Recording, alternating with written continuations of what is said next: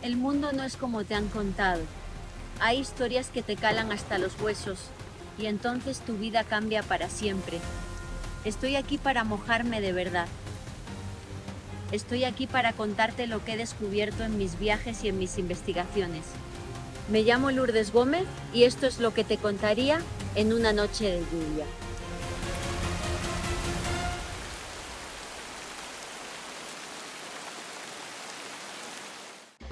Hola amigos, un gusto saludaros. Bienvenidos a Noche de Lluvia Podcast. Muchísimas gracias por acompañarme. Sé que es una semana un poco especial por las vacaciones, por el contexto religioso para los cristianos, los creyentes católicos del mundo, todos los seguidores de Jesús, y por eso mismo hemos preparado un programa especial que nos habéis pedido mucho y que espero que disfrutéis. Antes de comenzar, quería pediros, por favor, si es que no lo habéis hecho ya, que os suscribáis a Noche de Lluvia Podcast tanto en YouTube como en Spotify, porque es un gesto sencillo y gratuito con el que ayudáis mucho al crecimiento de este canal y, bueno, pues es un gran apoyo, marca la diferencia para las personas que con mucho gusto, con mucha dedicación y pasión, hacemos semana a semana Noche de Lluvia. Muchísimas gracias de corazón. Comenzamos. ¿Cómo era el rostro de Jesús? ¿Existen pruebas hoy día que nos permitan reconstruir el físico del Mesías?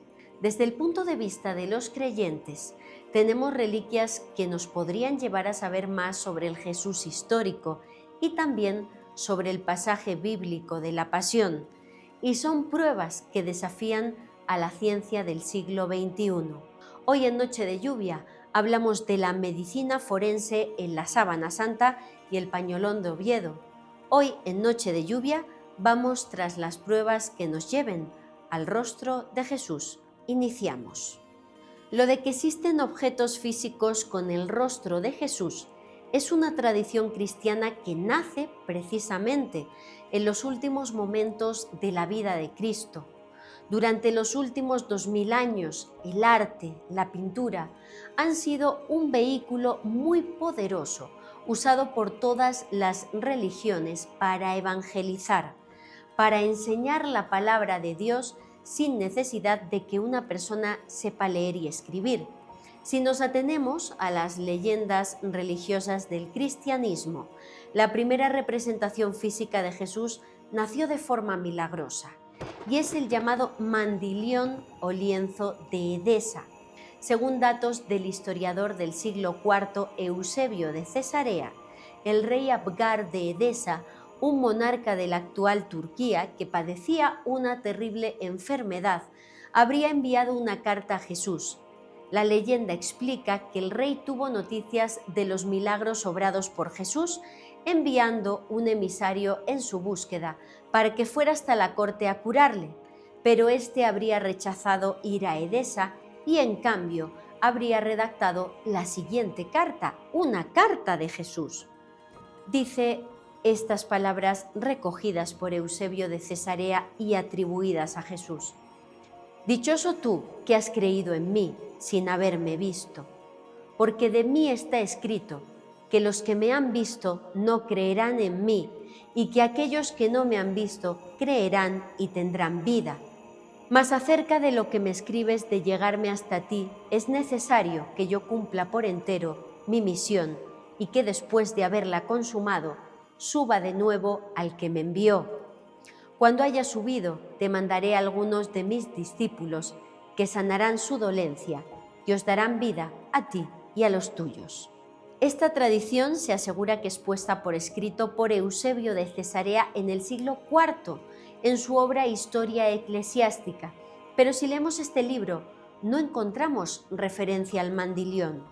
Lo que dice Eusebio de Cesarea es que el apóstol Tomás envió a Tadeo, uno de los 70 discípulos que seguían a Jesús y que son mencionados en el Evangelio según San Lucas, hasta Edesa, para cumplir con la promesa de Jesús. Lo que dice este autor es que el apóstol Tadeo llega a Edesa, comienza a realizar algunos milagros, algunas sanaciones, y por este motivo el rey Abgar lo manda llamar a palacio. Quería saber si realmente era el discípulo que Jesús le había prometido en su carta. Nos dice Eusebio de Cesarea en su historia eclesiástica. Cuando Abgaro oyó los grandes y admirables hechos y cómo sanaba a Tadeo, sospechó que se trataba del discípulo del cual Jesús le había escrito en la carta cuando le dijo: «Cuando sea tomado arriba en el aire, enviaré a uno de mis discípulos para sanar tu enfermedad». Mandó llamar a Tobías, en casa del cual se hospedaba, y le dijo: «He oído que posa en tu casa un hombre poderoso, envíamelo». Tobías se dirigió a Tadeo y le dijo: «Abgaro me llamó para decirme que te llevara a él para que le sanes». Tadeo le dijo: «Subiré yo, que he sido enviado a él con poder». Madrugando al día siguiente, Tobías tomó a Tadeo y fue a Abgaro. Tadeo llegó estando en pie los magnates del rey, y en el preciso momento en que él entró, se apareció a Abgaro una gran visión de la faz del apóstol Tadeo. Cuando Abgaro le vio, se inclinó ante Tadeo, sorprendiendo a los presentes, pues no veían la visión que solo le apareció a Abgaro. Entonces preguntó a Tadeo: «¿Eres tú en verdad el discípulo de Jesús, el Hijo de Dios, que me dijo: te enviaré uno de mis discípulos, el cual te proporcionará salud y vida?» Y Tadeo dijo: «Porque has creído en gran manera en el que me envió, he sido enviado a ti, y de nuevo, si creyeres en él, tendrás los ruegos de tu corazón». Abgaro respondió: «Hasta tal punto creí, que hasta incluso deseé tomar un ejército y destruir a los judíos que lo crucificaron, si no hubiera sido por el rechazo del Imperio Romano». Pero Tadeo le dijo: «Nuestro Señor cumplió la voluntad de su Padre». Le dijo Abgaro: «Yo también he creído en él y en su Padre». Y Tadeo respondió: «Por esta misma razón pongo mi mano sobre ti en su nombre». Y al instante de hacerlo, Abgaro fue sanado de su enfermedad y de sus sufrimientos. Como vemos, no aparece en el relato de Eusebio de Cesarea la parte del mandilión, pero diversos documentos de procedencia siria añaden al relato de Eusebio de Cesarea que Tadeo llega hasta Edesa con un lienzo con el rostro de Jesús. Y esa tradición fue ganando fuerza en las leyendas cristianas hasta nuestros días. Hay otros documentos que indican que el retrato se tomó durante la primera delegación que el rey Abgar envía a Tierra Santa para que le entreguen a Jesús su carta. En el documento conocido como la Doctrina de Adai, de comienzos del siglo V, se dice que en esa corte iba un pintor que hizo un retrato de Jesús para entregárselo a Abgar. Dice este documento: «Cuando Hanán el archivista vio que Jesús le hablaba así, por ser el pintor del rey, tomó y pintó una imagen de Jesús con pinturas selectas y se la llevó al rey Abgar, su señor. Y cuando Abgar vio la imagen, la recibió con gran alegría y la colocó con gran honor en una de sus mansiones». Sea como fuere, la leyenda dice que el mandilión, el lienzo con el rostro de Jesús, habría permanecido un tiempo en Edesa y que después habría pasado a Constantinopla, la actual Estambul, hasta el siglo XIII, época en la que el mandilión habría pasado a manos de los cruzados, y a partir de aquí la tradición toma diferentes vertientes. Unos dicen que el mandilión llegó a París y se perdió durante la Revolución Francesa. Otros dicen que es la reliquia conocida hoy día como sábana santa, que se conserva actualmente en Turín, en Italia, y que hoy analizaremos pormenorizadamente. Otras teorías afirman que se trata de la reliquia conocida como rostro de Edesa, que actualmente se resguarda en el Vaticano. Hasta tal punto la Iglesia considera importante esta reliquia que el rostro de Edesa se guarda en la capilla privada del Papa en el Vaticano. Tradicionalmente se dice que es el primer icono cristiano, una pieza de tela con la que se asegura, por parte de la leyenda, que Jesús la habría usado para secar su rostro de sudor y que, producto de un milagro, su imagen habría quedado impresa en este soporte, en esta tela, una tela que más tarde habría terminado en poder del rey Afgar, quien la habría cuidado y venerado como su tesoro más preciado. Y como en toda reliquia, hay quienes consideran que se trata del auténtico mandilión, el auténtico rostro de Edesa, mientras que otros dicen que esta pieza resguardada por el Vaticano es una copia del siglo V.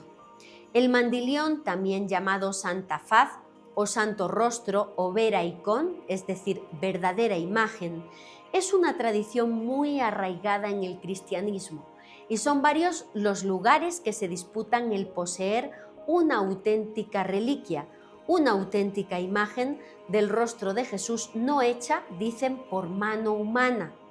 Ya hemos comentado que uno de los más importantes se resguarda al interior del Vaticano, pero existen otros. ¿Y cómo explicar que existan varios santos rostros de Jesús y que todos sean originales? La explicación que se da desde el punto de vista cristiano es la leyenda de la Verónica. Este origen es completamente diferente a la historia del rey Afgar de Edesa. Es otra leyenda cristiana diferente que habla de una mujer llamada Verónica que durante el Vía Crucis de Jesucristo le tendió un paño, un trozo de lienzo, para que pudiera limpiarse el sudor y la sangre adherida a su piel. En la tela milagrosamente se habría quedado impreso su rostro, una tela que tendría 3 dobleces, aseguran, y en las distintas caras de la tela se habría quedado grabada esa imagen de Jesús no hecha por mano humana. Y así es como explican que existan varios mandiliones, diciendo que son las distintas caras del paño de la Verónica. Al igual que en el caso del rey Afgar de Edesa, la historia de la Verónica no aparece en la Biblia, no es recogida en los evangelios canónicos.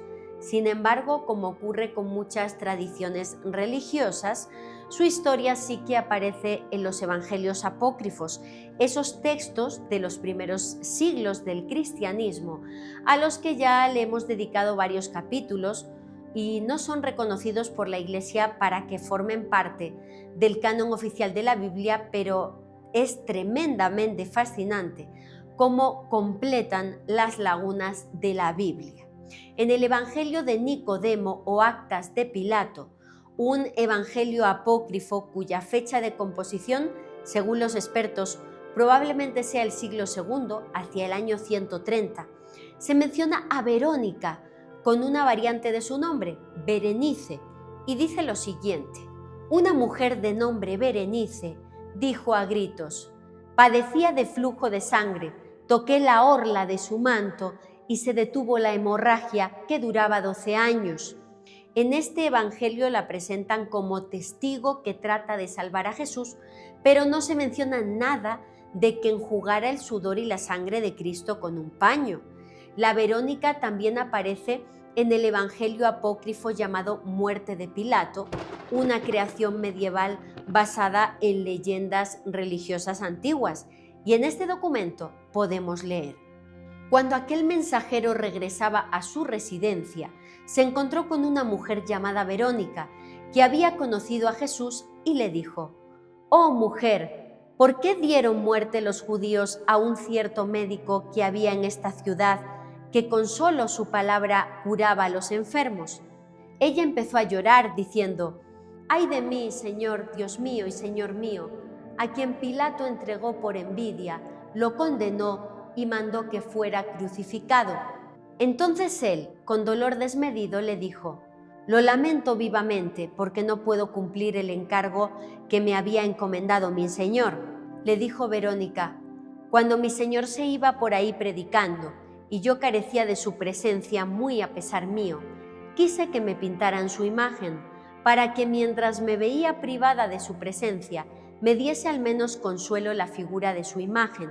Y cuando llevaba el lienzo al pintor para que me la pintara, mi Señor me salió al paso y me preguntó a dónde iba.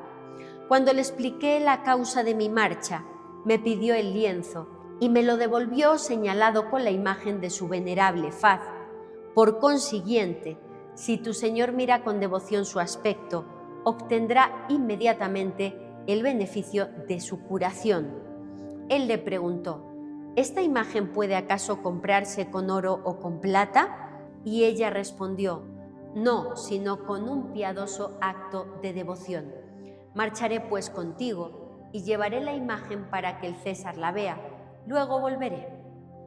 Así pues, vino Volusiano a Roma en compañía de Verónica y dijo al emperador Tiberio: a Jesús, al que hace tiempo deseabas ver, lo entregaron a Pilato y los judíos a una muerte injusta, y por envidia lo castigaron con el tormento de la cruz. Pero ha venido conmigo una cierta matrona que trae una imagen del mismo Jesús. Si la miras devotamente, conseguirás enseguida el beneficio de tu salud. El César hizo que el camino fuera cubierto con paños de seda y ordenó que le presentaran la imagen. Tan pronto como fijó en ella sus ojos, recuperó su antigua salud. Como se observa, en época medieval es cuando surge la historia de una discípula llamada Verónica, que tiene una tela con el rostro de Cristo. Pero nada se menciona en estos apócrifos sobre la escena de que limpia el rostro de Jesús durante la pasión. La leyenda del velo de la Verónica se remonta a época medieval y los orígenes no están nada claros. El nombre Verónica, de hecho, significa verdadera imagen, y aunque muchos hablan de la presencia de este pasaje de la Verónica limpiando el rostro de Jesús en los apócrifos, lo cierto es que solo aparecen los datos que os acabo de narrar. Sea como fuere, la historia de la Verónica en el Vía Crucis limpiando el rostro de Jesús se hace tan tremendamente famosa en la Edad Media que la Iglesia incluye la escena en la estación sexta del Vía Crucis, a pesar de que no está en los Evangelios y a pesar de que sea tan difícil rastrear el origen. Y existen varias reliquias en el mundo que dicen ser el paño de la Verónica con el rostro de Jesús no hecho por mano humana. Ya hemos visto la que se encuentra en el Vaticano, en la capilla personal del Papa. Veamos ahora otros mandiliones o paños de la Verónica famosos en todo el mundo. Es el caso de la Santa Faz de Alicante, que se conserva en el monasterio de la Santa Faz en esta localidad española situada en la Comunidad Valenciana. Asegura la tradición alicantina que su Santa Faz llegó de Roma entregada por un cardenal a un sacerdote llamado Pedro de Mena, quien la guardó entre sus tesoros más preciados y la que obró un gran milagro en Alicante en el año 1489. Dice la tradición que se vio sumida esta localidad en una terrible sequía y decidieron organizar una procesión, unas rogativas con presencia de la Santa Faz para que les ayudara en este trance tan complicado.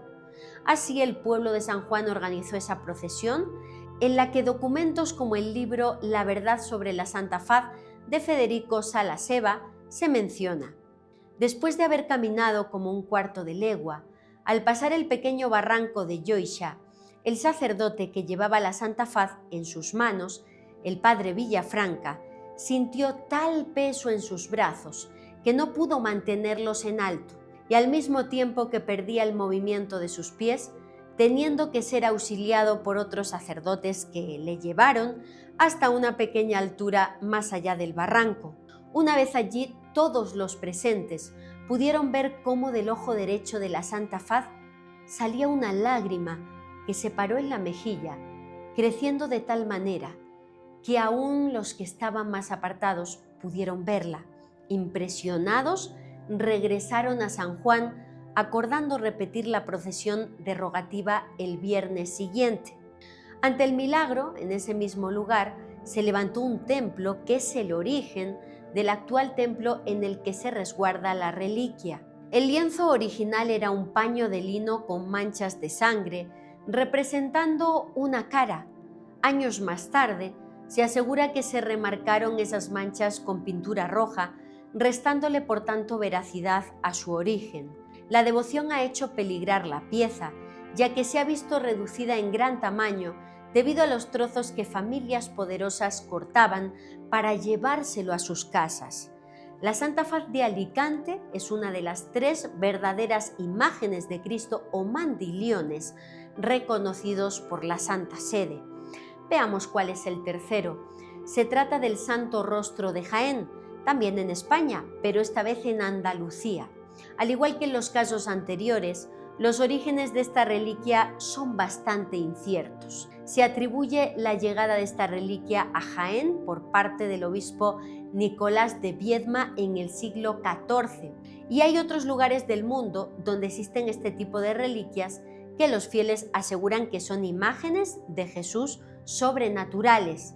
También tenemos el caso de la Santa Faz de Manopelo, que es un fragmento de tela donde se ve una cara, que se conserva en la iglesia de la Orden de los Frailes Menores Capuchinos en Manopelo, donde según el historiador Heinrich Pfeiffer llevaría desde el siglo XVII. Según la tradición local, un peregrino anónimo llegó en 1508 con esta tela dentro de un paquete y se lo entregó al doctor Giacomo Antonio Leonelli, que estaba sentado en un banco frente a la iglesia. El médico entró en la iglesia, abrió el paquete y vio que había un velo. Inmediatamente salió de la iglesia, pero no encontró al portador del paquete. El velo, la tela con el rostro, fue propiedad de la familia Leonelli hasta 1608. Pancracio Petrucci, un soldado casado con una mujer miembro de la familia, Marcia Leonelli, robó el velo de la casa de su padrastro. Unos años más tarde, Marcia lo vendió por 400 escudos al doctor Donato Antonio de Fabritis para poder pagar la libertad de su marido, prisionero en Chieti. De Fabritis dio el velo a los capuchinos que actualmente lo conservan. Esta historia fue documentada por el padre Donato da Bomba en su Relatione Histórica escrita en 1648. Hasta aquí hemos visto hasta el momento los mandiliones más importantes de la cristiandad, los lienzos, las telas en las que asegura la tradición cristiana que está el verdadero rostro de Cristo. Pero como vemos, en todos los casos son piezas muy difíciles de probar, con tradiciones de orígenes poco fiables, a pesar de que a todas estas piezas se le atribuyan numerosos milagros. Pero si hay una reliquia que tiene una historia apasionante y que desafía a la ciencia de nuestro tiempo, esa es sin duda la Sábana Santa de Turín, la que para los católicos es la tela que contiene la imagen sobrenatural de Jesús de Nazaret. Acerquémonos a su apasionante historia y a lo que los forenses tienen que decir sobre esta pieza fascinante. Hoy vamos a conocer los datos forenses que aparecen en la reliquia más importante del mundo, la más controvertida y la más atacada por los que, sin investigar ni estudiar nada, niegan simplemente que este misterio pueda llegar a ser real. Esta es la historia de una fotografía imposible, un retrato que cambió la historia de la reliquia más famosa del mundo, la Sábana Santa de Turín. Corría el año 1898 y el mundo de las imágenes apenas se había descubierto. De hecho, fue en 1830 cuando se tomó en Francia, la que está considerada como primera fotografía de la historia. Así que en 1898 apenas se había empezado a desarrollar y no había casi fotógrafos porque se trataba, además, de una actividad sumamente costosa a la que solo tenían acceso personas con mucho dinero.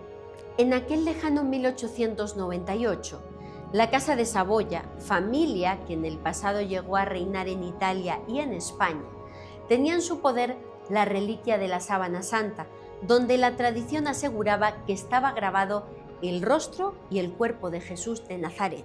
Y digo que la tradición lo aseguraba porque por entonces contadas personas habían visto el objeto. Permanecía oculto y protegido por esa poderosa casa real. Sin embargo, en la fecha que nos ocupa, iba a celebrarse el matrimonio entre Víctor Manuel III de Saboya, rey de Italia, y la princesa Elena Petrovich, motivo por el que decidieron sumar a los festejos de la boda una exposición pública de la Sábana Santa, entre los días 25 de mayo y 2 de junio de 1898. En el marco de este evento, pidieron al abogado Secondo Pia, quien sabía de fotografía, realizar un retrato de la reliquia. Nervioso, con gran preocupación, sabiendo que había obtenido un permiso exclusivo del rey para tomar la primera fotografía de la historia de la reliquia más importante del mundo, Secondo Pia se dirigió a los aposentos reales embargado por las dudas, ya que iba a hacer una fotografía de un objeto que nunca antes había visto y del que la gente decía que el rostro de Jesús se apreciaba, pero de forma muy débil. Secondo Pia temía tener problemas con la iluminación y más aún fallar en su propósito y decepcionar al monarca. Sus peores temores se hicieron realidad y el primer día no consiguió la imagen. Al día siguiente volvió a intentarlo, pero un cristal que habían puesto para impedir que la Sábana Santa sufriera daño alguno impidió que el fotógrafo lograra su objetivo. A pesar de todo, Secondo Pia no se rindió.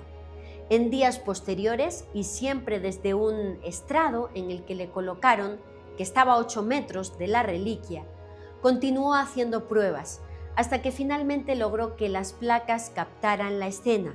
Aquí viene el momento más trascendental de este relato. Secondo Pia escribió años más tarde estas líneas sobre su experiencia.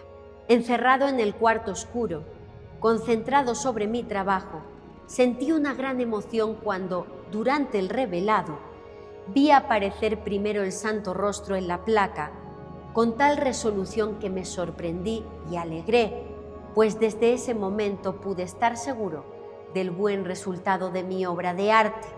Gracias a Secondo Pia y al negativo fotográfico de la primera imagen de la Sábana Santa, el mundo descubrió que lo que se ve en esta reliquia es en realidad el negativo de la impresión de un difunto. En palabras entendibles, en la fotografía aparece una imagen positiva perfecta porque en la realidad la imagen es un negativo perfecto. Y os lo muestro en pantalla para que lo entendamos. Aquí, a la izquierda, lo que realmente se ve en la Sábana Santa, y a la derecha, el rostro que surgió en el negativo fotográfico de Secondo Pia. Lo que logró en 1898 Secondo Pia fue desafiar a la ciencia, realizar el primer material serio científico de la reliquia más importante de la historia, demostrar con su fotografía que este objeto era un negativo fotográfico inexplicable y mostrarle al mundo por primera vez el rostro del fallecido que aparece en esta tela, que según los creyentes del mundo es el rostro torturado de Jesús de Nazaret. Y a continuación vamos a hablar de la Sábana Santa no desde el punto de vista de la fe, sino desde el punto de vista de la ciencia, porque la Sábana Santa no es para mí una cuestión de creencias, sino una cuestión informativa. Y aquellos que atacan a esta reliquia y que aseguran que es un fraude, lo hacen sin ni siquiera investigar las pruebas que hoy vamos a poner sobre la mesa. Durante el tiempo en el que ejercí como presentadora del programa de televisión Escrito en el Aire, un espacio en el que analizábamos desde un punto de vista forense, psiquiátrico y policial multitud de casos de crónica negra, aprendí una frase que ya he hecho mía, una frase de mi director Diego González. Como dicen los forenses, los muertos siempre hablan. Igual que los muertos, la Sábana Santa también habla y además nos cuenta muchas cosas. Se trata de una tela de lino que mide 4 por 36 metros de largo y 1,10 metros de ancho, tejida en forma de espiga. En esta tela aparece la impronta, es decir, el rostro, el cuerpo, frontal y dorsal, de un hombre barbado de 1,81 metros de altura que presenta signos de haber sido torturado y crucificado. Solo una parte del tejido está afectado por la formación de esta imagen, que posee una coloración muy tenue y es difícil de apreciarse. Además, la tela presenta sangre humana del grupo AB y otros indicios biológicos de procedencia humana. El forense Alfonso Sánchez Hermosilla, quien ha estudiado la reliquia, me afirmó en entrevista: esto se sabe desde que el hematólogo Carlo Goldoni descubriera hematíes humanos en lo que hasta ese momento parecían manchas de sangre. Esto fue en el año 1991. La primera prueba concluyente de que había sangre en la sábana santa se dio en cuanto se puso el microscopio sobre la reliquia y se vieron glóbulos rojos. Después se continuó investigando según el procedimiento habitual, el protocolo establecido que se usa en criminalística para investigar delitos, y se confirmó con las pruebas que era sangre humana y más en concreto del grupo AB. El hombre de la sábana santa parece encontrarse en posición de rigor mortis, rigidez que surge en todo cadáver a las 24 horas del óbito y suele perdurar durante las 12 siguientes. Esa sería la explicación de que tenga las piernas flexionadas y la cabeza levantada. En cuanto a la altura del hombre, si bien parece medir 1,81 metros, muchos indonólogos, esto es, los expertos que se dedican a estudiar esta reliquia, sugieren que habría que quitar centímetros a esa cifra, si tenemos en cuenta que el paso de los siglos ha provocado un alargamiento, una elongación de la tela. El hombre de la sábana santa posee marcas que indicarían que sufrió más de un centenar de azotes repartidos por casi todo el cuerpo, incluida la zona del pecho, pero en menor medida que en otras zonas anatómicas, según los expertos, para evitar que uno de los golpes produjera un fallo cardíaco. Yendo más allá y analizando de manera minuciosa estas señales, podemos intuir la clase de objeto que las produjo: látigos con correas y con bolas en sus extremos, del tipo conocido como flagrum taxillatum romano. Los análisis forenses que se han realizado al hombre de la sábana santa indican que sus muñecas fueron atravesadas por un clavo que se ajustó entre los huesos del carpo. En cuanto a los pies, parece que fueron clavados juntos, uno sobre el otro, atravesando el espacio entre el segundo y tercer metarsianos y provocando un alargamiento de la pierna derecha. La treintena de señales que se dan en la zona de la cabeza remiten a un casco de espinas que produjo lesiones en frente, sienes, región superior y nuca, una de las cuales dejó un reguero de sangre que cruza la frente. En la cara igualmente presenta áreas donde se percibe que recibió varios golpes. Uno de ellos desvió y magulló su nariz, pero no la fracturó. Los expertos también exponen que este hombre sufrió una herida post-mortem. Se trata de una incisión profunda en el costado, que fue realizada con un instrumento que se introdujo horizontalmente. En palabras del médico forense Alfonso Sánchez Hermosilla, no muestra turgencia en las comisuras. Esta es la razón por la que afirman saber que no estaba vivo al momento de producirse esta herida, de la que emanó, afirman quienes han analizado el lienzo, sangre post-mortem y otros fluidos biológicos. Por último, este hombre muestra magulladas las rodillas, el hombro derecho y la zona escapular izquierda. Se cree que por cargar algún objeto muy pesado, y presenta, añaden, marcas de cuerdas en los tobillos. Más allá del análisis forense que acabo de exponer, del hombre de la sábana santa se ha dicho prácticamente de todo. Por ejemplo, que presenta deformidades incompatibles con un cadáver humano, tal y como ha manifestado en sus obras el escritor Juan Eslava Galán. De hecho, hay críticos que aseguran que el hombre representado en el lienzo es más alto por la espalda que frontalmente.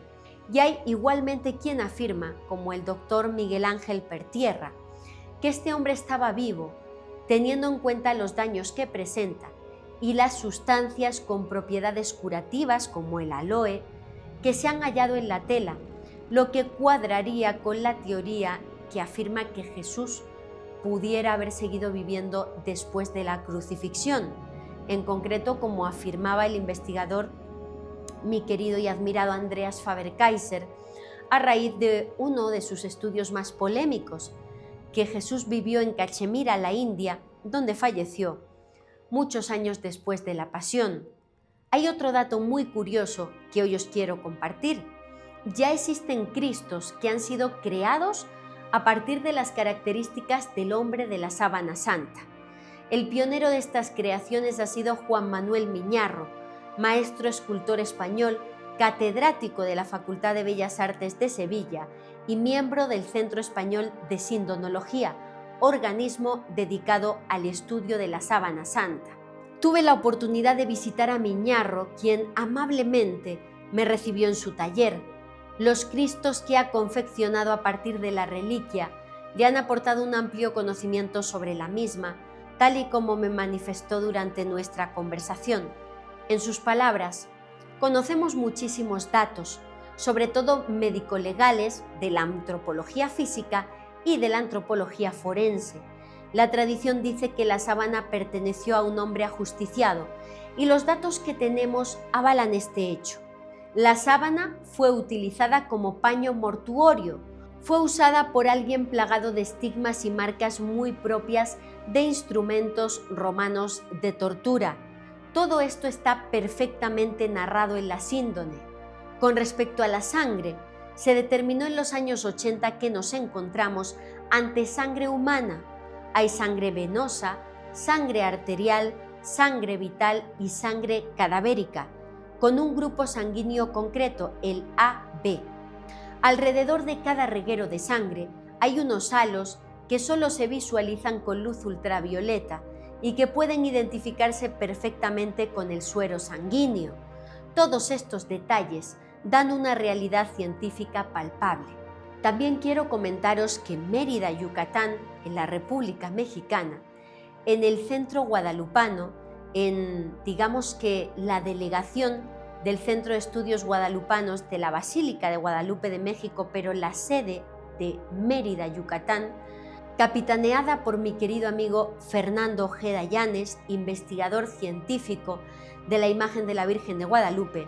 Allí en el Centro Guadalupano de Mérida también se conserva una parte dedicada a la historia de la sábana santa, que cualquiera que pase por Mérida puede visitar, donde se incluye un Cristo maravilloso. Aquí os pongo los datos del autor y fotografías de ese Cristo, porque también ha sido realizado basándose en lo que aparece en la sábana santa. Tiene cabello humano y todos esos golpes puntualmente aplicados que muestra el hombre de la síndone. Y tras analizar estos Cristos tan impresionantes inspirados en la sábana santa, hablemos ahora de la historia espiritual de la síndone. Síndone, una palabra que viene del griego y significa sudario, y su historia comienza en la Biblia. En el Evangelio según San Juan leemos el siguiente pasaje cuando se habla de la resurrección de Jesús. Enseguida llegó Simón Pedro, entró en el sepulcro y vio los lienzos por el suelo. El sudario con que le habían envuelto la cabeza no estaba en el suelo con los lienzos, sino doblado en alguna parte. Estas líneas son las que empiezan a instalar en la mente del creyente que existirían unos lienzos, unas telas que se encontraron en el sepulcro de Jesús. De ahí que antes de aparecer la sábana santa de manera constatada en Lirey, Francia, durante el siglo XIV, que son las noticias más antiguas que tenemos sobre la reliquia, repito, siglo XIV, aún así existen relatos, leyendas, que nos hablan de una misteriosa pieza que coincide en características con la sábana santa, aunque no se puede demostrar que se trate del mismo lienzo, pues existen copias repartidas por toda la cristiandad. Hay ciertos relatos, como el de un peregrino que en el 570 reflejó que había un sudario en un monasterio junto al río Jordán, o la famosa historia que ya hemos visto del rey Abgar de Edesa. Pero volvemos al mismo punto, no hay manera de determinar que esos apuntes se refieran a la sábana santa que hoy día la Iglesia protege y conserva en Turín, en Italia. También tenemos otra prueba que me fascina, la polémica en torno al Codex Prai, una obra que se guarda en la Biblioteca Nacional Széchenyi de Budapest, en Hungría, y está datada entre 1192 y 1195. En el dibujo se observa un lienzo similar a la sábana santa, que para muchos defensores de esta teoría se trata de la representación de la síndone, porque el tejido tiene, aseguran, la misma forma del tejido de la sábana santa. Además añaden, Jesús aparece representado sin paño de pureza, que es la tela que cubre sus genitales, con los brazos cruzados sobre la pelvis, precisamente en la misma postura que el hombre de la sábana santa.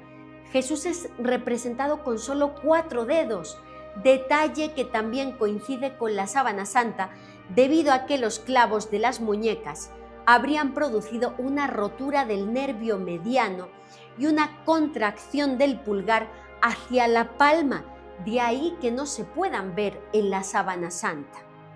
Se piensa que el lienzo que actualmente se custodia en Turín era venerado en Jerusalén allá por el siglo VII y que más tarde fue a parar a Constantinopla, Estambul, donde habría permanecido hasta el siglo XIII, año en el que los cruzados saquearon la ciudad. Después hay investigadores que opinan que los templarios se hicieron con la pieza y que de Constantinopla la habrían llevado a algunas de sus fortalezas más importantes hasta recalar en Francia.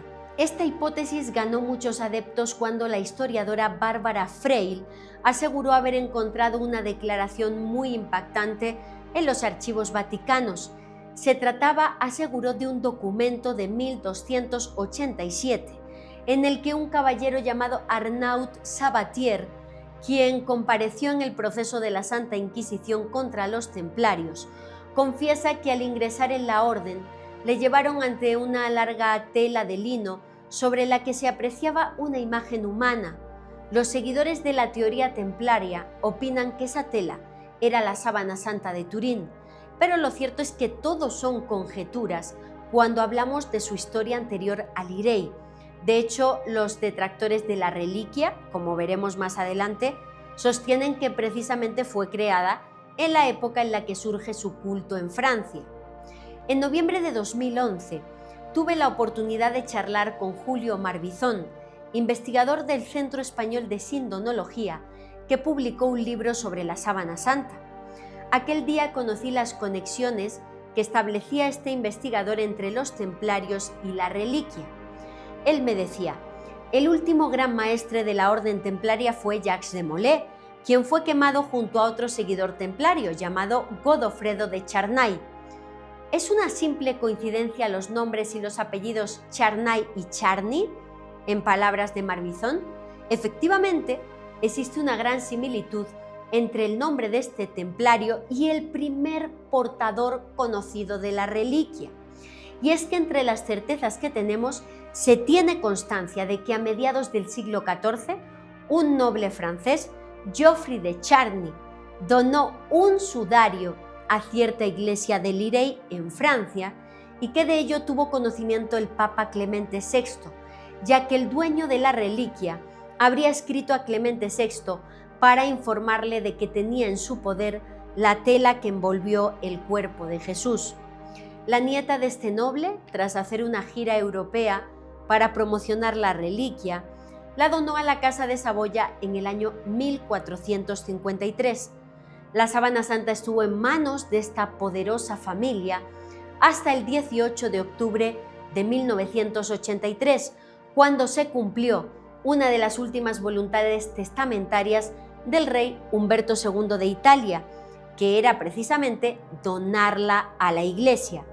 Hasta aquel momento, el cofre en el que se conservaba la síndone tenía 2 llaves.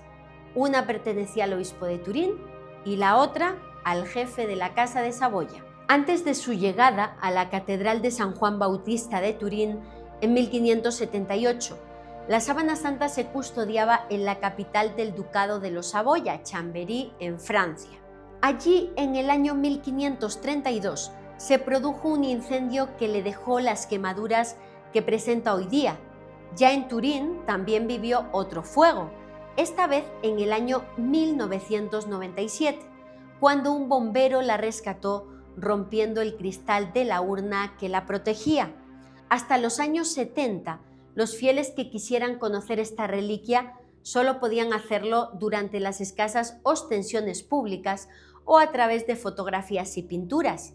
El 23 de noviembre de 1973 fue la primera vez que se exhibió en televisión, cuando el Papa Pablo VI la describió a los espectadores como sorprendente y misteriosa, absteniéndose de referirse a ella como auténtica.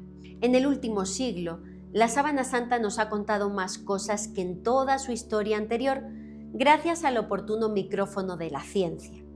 Pocos años después de aquella extraordinaria imagen tomada por Secondo Pía, Yves Delage, médico y miembro de la Academia de Ciencias de Francia, y el biólogo Paul-Joseph Vignon intentaron reproducir la imagen del hombre de la Sábana Santa. Contrataron a varios artistas que usaron únicamente pigmentos que existiesen en la Edad Media, pero el informe que Delage presentó a la Academia en 1902 ponía de relieve que, según sus investigaciones, se trataba de una auténtica reliquia histórica. Pero, sin duda, el análisis más pormenorizado se llevó a cabo en 1978 por parte del equipo STARP, el proyecto de investigación del sudario de Turín. Formaron parte del equipo más de 40 científicos norteamericanos, algunos incluso miembros de la NASA. Impresiona ver una fotografía que muestra el camión que trasladaba los aparatos que el equipo STARP utilizó durante su análisis de la reliquia, más de 2,5 toneladas de material repartido en cajas que se dispusieron en la biblioteca del Palacio Real de Turín, donde se llevó a cabo el estudio. Se tomaron con cinta adhesiva de carbono puro más de una treintena de muestras de la superficie del lienzo y se analizaron con luz polarizada, obteniéndose restos de polen y de otras partículas. Igualmente se realizaron radiografías y se iluminó la superficie de la pieza con rayos X. Una de las conclusiones más impactantes de este estudio llegó de la mano del profesor John Jackson de la Universidad de Colorado, quien descubrió que el hombre de la síndone era una figura tridimensional, porque la intensidad de la impronta del hombre de la Sábana Santa en cada punto de la tela parecía proporcional a la distancia del cuerpo. Atención, es decir, el hombre de la Sábana Santa, según este científico de la Universidad de Colorado, no había sido pintado ni dibujado, no estaba sobre la tela. Era una imagen impresa, moldeada sobre la tela de forma tridimensional. Es fascinante. Con respecto a los restos de sangre en la Sábana Santa, son muchos los expertos que han abordado esta cuestión.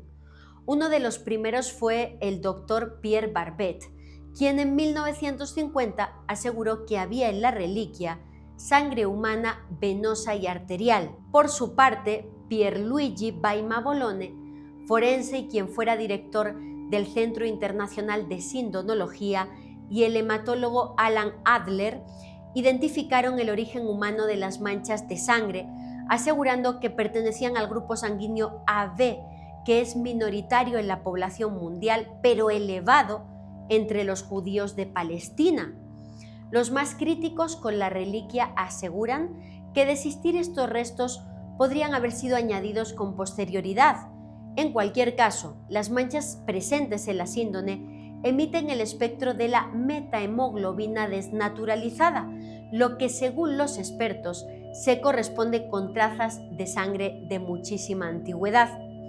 Pero no falta quien, como el químico Walter Macron, piensa que las manchas pueden no estar ocasionadas por sangre, sino por pigmento rojo de óxido de hierro.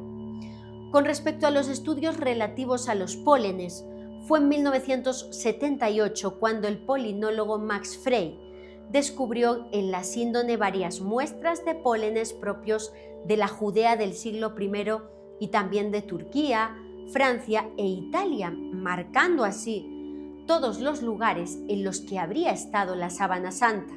A pesar de todo, su trabajo también tiene críticas como las del botánico francés Jacques-Louis Deboulot de la Universidad de Marsella, quien revisó el trabajo de Max Frey y aseguró que éste había cometido errores al clasificar ciertos pólenes.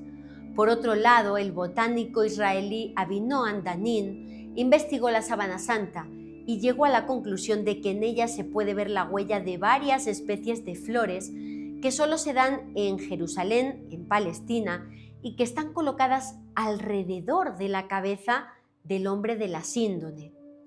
No podemos dejar de abordar las polémicas pruebas del carbono 14 que se llevaron a cabo en 1988 y que le dieron un golpe muy duro a la veracidad de esta reliquia, el mayor golpe de su historia, de hecho. Muchas veces me reclaman aquí en comentarios que por qué hablo de la sábana santa si es un fraude demostrado por este estudio. Yo les he pedido a todas esas personas que escuchen en qué consistió ese estudio.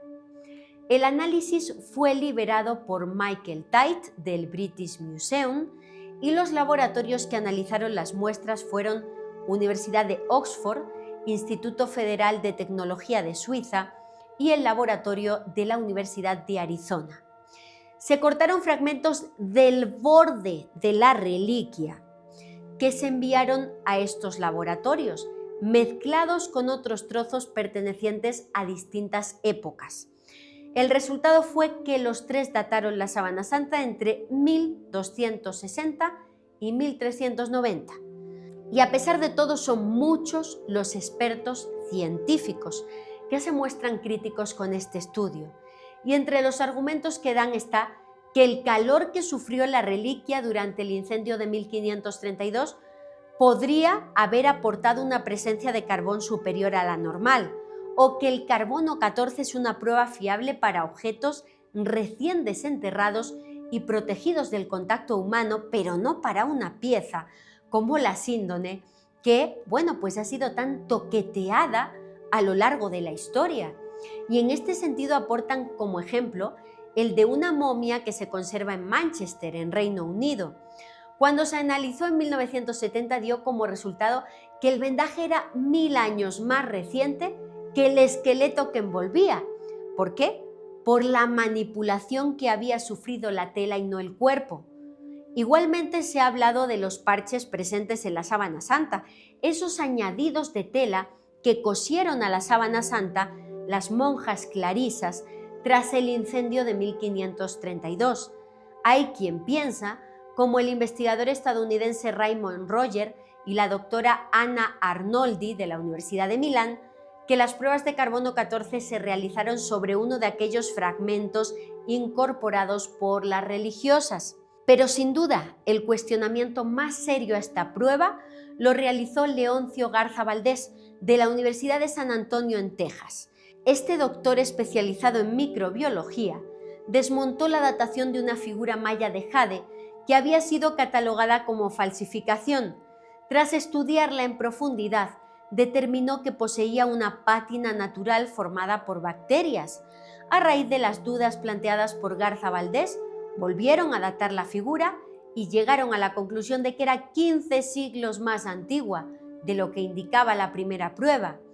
Con respecto a la sábana santa, este investigador de la Universidad de San Antonio analizó en 1993 un fragmento que había sido guardado por Giovanni Riggi, científico encargado de tomar las muestras en el año 88. Leoncio Garza Valdés encontró una capa similar a la del objeto maya y determinó que estos organismos podrían haber alterado la datación en 1300 años. Los estudios científicos también han tratado de encontrar una explicación al mayor enigma de la síndone: cómo se formó la imagen del hombre de la sábana santa. Para explicar este detalle, se han aportado toda suerte de explicaciones: vapores de amoníaco emitidos por el cuerpo provocando una reacción química al mezclarse con el aloe esparcido en la sábana, que la humedad del cadáver absorbiera el aloe y manchara el lienzo, o la que más sentido tiene para los fieles, que al levantarse Jesús, en el momento de la resurrección, su cuerpo desprendiera una especie de descarga eléctrica de radiación desconocida que imprimiera la imagen. Juan Manuel Miñarro, del Centro Español de Sindonología, me manifestó lo siguiente: con todos los estudios y las pruebas que se han realizado, no se ha podido determinar cómo surgió la impronta. Parece ser que es una alteración química del lino, pero no se sabe qué pudo provocar esos pequeños cambios de coloración que forman la imagen. El gran problema de la sábana santa es la impronta.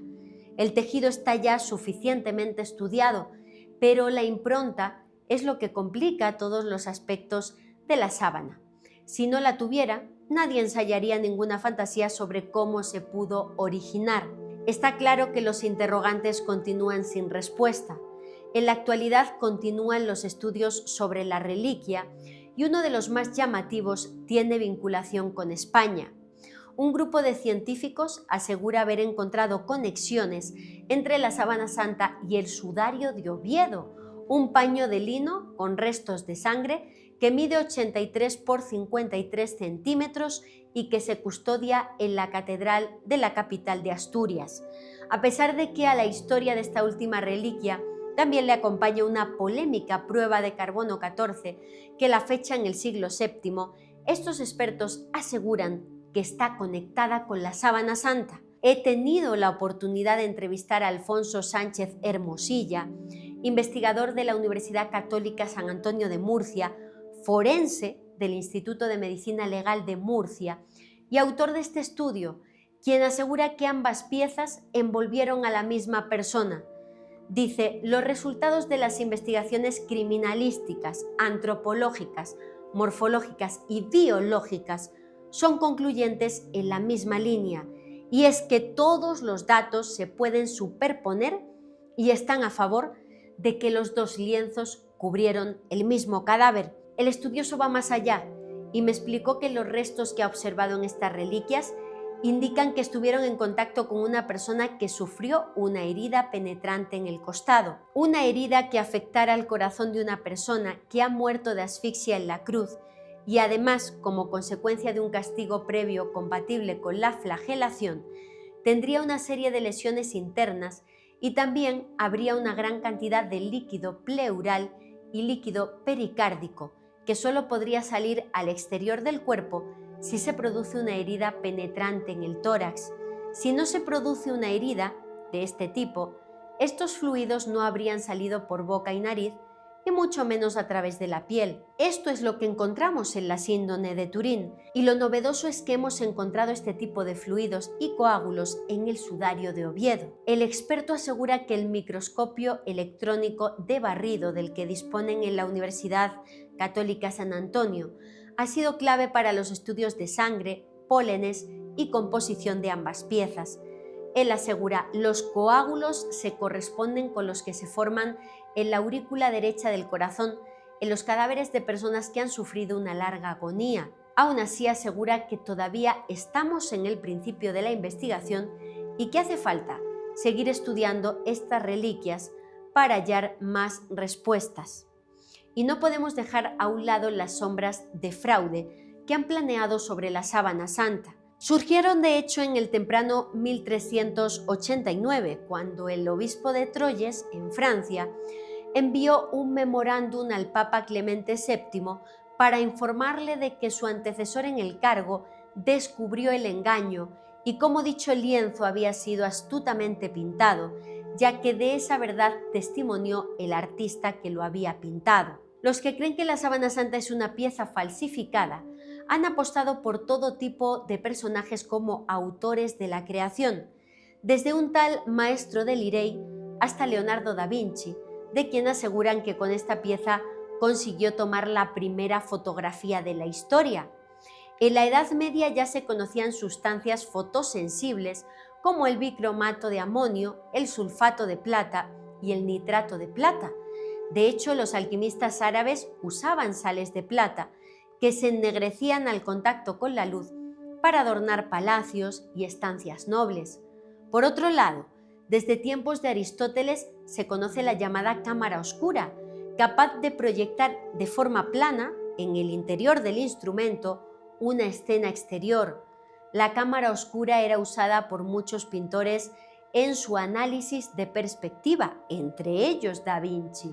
Por lo tanto, los que apuestan por esta explicación exponen que si juntamos una sustancia fotosensible con un soporte como la tela y añadimos de por medio la cámara oscura, ya tenemos una cámara fotográfica, y que eso fue precisamente lo que habría materializado Da Vinci en la Sábana Santa. Para el investigador Julio Marbizón, esta hipótesis carece de cualquier tipo de legitimidad. Él asegura que no entiende cómo investigadores ingleses pueden hablar de protofotografía y de creación de Leonardo, cuando este nace en 1452 y está documentado que en 1453 el objeto, la Sábana Santa, ya estaba en manos de la Casa de Saboya. Y tampoco falta quien apuesta a que el hombre de la síndone fue el gran maestro de los templarios, Jacques de Molay. Aunque solo existe una Sábana Santa, existen copias de ella que han estado en contacto con la original, depositándose la copia sobre la original durante unos segundos para que la copia se impregne de la sacralidad y la divinidad de la reliquia. En el año 2017, durante el reportaje de un programa de televisión que hicimos en el monasterio de Guadalupe en Cáceres, en España, para televisión, para el programa Tras el Mito, del que fui redactora, tuve la oportunidad de tocar 2 copias de la Sábana Santa que han estado en contacto con la verdadera. No puedo explicar, es difícil encontrar las palabras para describir lo que se siente al estar en contacto con estas piezas. Una vibración, una emoción, una energía que te encoge el alma. Y no olvidemos que somos energía. Y hay energía en las millones de personas que a lo largo de toda la historia han realizado sus peticiones, ruegos y deseos en estos objetos sagrados. Y parece que todo eso queda ahí condensado y que uno finalmente puede sentirlo. Los que siguen diciendo que este objeto es un fraude no son capaces de responder, a pesar de que todos los creyentes del mundo estén convencidos de que la imagen la formó la energía desconocida desprendida por el cuerpo de Jesús al momento de la resurrección. Y hay otro detalle del que nadie habla y a mí me sigue pareciendo fundamental. El hombre de la Sábana Santa tiene los clavos en las muñecas, porque es donde los romanos ponían los clavos de los crucificados. Si los hubieran puesto en mitad de la mano se habría desgarrado.